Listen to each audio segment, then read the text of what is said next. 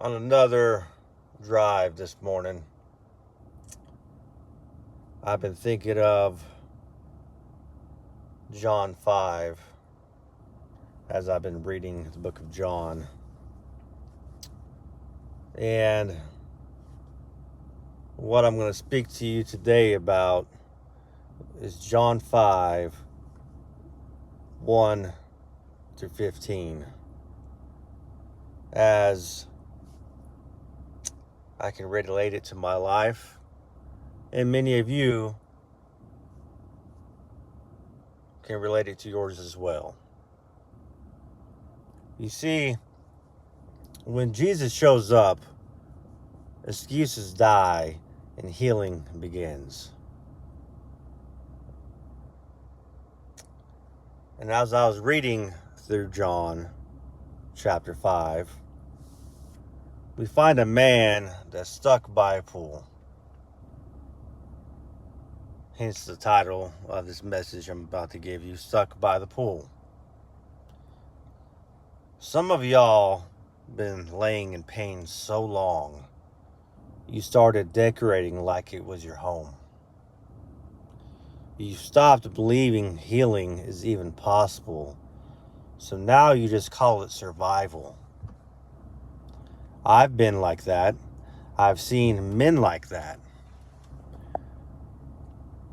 Heard it in the silence between their words. They don't cry anymore. They don't laugh right either. They're stuck. Not because Jesus failed, but because they stopped reaching. I've lived it.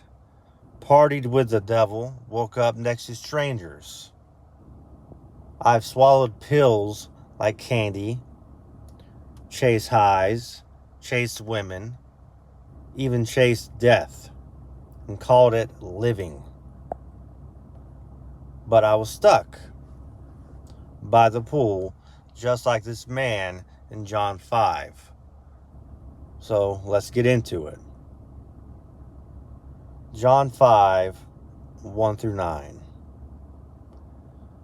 After this, there was a feast of the Jews, and Jesus went up to Jerusalem. Now there is in Jerusalem by the sheep gate a pool. In these lay a multitude of invalids, blind, lame, and paralyzed. One man was there who had been an invalid for 38 years. When Jesus saw him lying there and knew that he had already been there a long time, he said to him, "Do you want to be healed?" The sick man answered him, "Sir, I have no one to put me into the pool." Jesus said to him, "Get up, take your bed, and walk." And at once the man was healed. You see, we find in this, Jesus shows up where religion fails. The pool was crowded with the broken, the blind, paralyzed, the lame, waiting for a miracle that rarely came. And some of you have been going to churches like that. Places where people wait, but no one changes. Religion without power is just a waiting room to hell. But here comes Jesus, not dressed like a priest, not with a clipboard and a program, but with eyes that burn through the excuses and pain. He doesn't ask for your story. He asks for your surrender. Do you want to be healed? That question wrecks me personally every time, because it's not about whether you can be healed, it's whether you're willing to be. Willing to stop numbing. Willing to stop hiding. willing to stop and drop the excuses. The man answers with excuses. I have no one. I can't get there in time. Sound familiar? I've messed up too bad. No one's ever helped me. It's just how I was raised. It's my anxiety. It's my addiction. It's my trauma. But Jesus isn't asking for a resume. He's offering resurrection. Get up. The command comes with power. Get up, take your mat, and walk. He didn't wait for the water to stir. He stirred the man's spirit. That mat was soaked in 38 years of shame. But Jesus said, pick it up. Why? Because what was once held you down will now testify that you don't live there anymore. You used to be stuck. Now you stand. You used to lie in regret. Now you walk in freedom. Religious people will always have something to say. It's the Sabbath. It's not lawful to carry your mat. It's what we find in Scripture.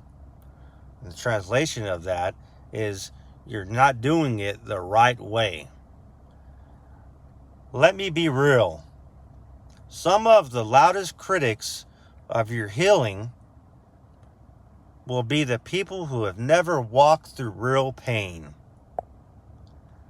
They'd rather see you limp in religion than run wild in grace.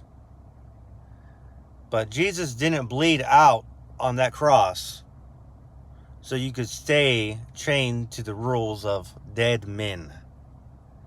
He set you free, so walk like it. Holiness is the next step after healing. Later, Jesus finds the man and says, see, you are well. Sin no more, that nothing worse may happen to you. He's not threatening him, he's reminding him. You weren't just healed to feel better. You were healed to live different. Some of y'all got your legs back, but still play in a pit.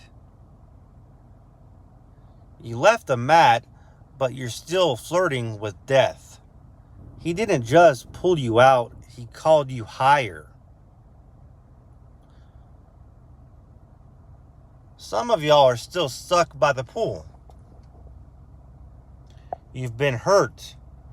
You've been haunted. You've been hiding. And the lie says, this is just how it's always going to be. But I came here to throw a hammer through that lie. Jesus is still walking into places religion gave up on. Still asking the same question. Do you want to be healed? And if your answer is yes, then hear him now. Get up. Take your mat and walk. Walk out of addiction. Walk out of bitterness. Walk out of shame. Walk out of the grave you made your bed in.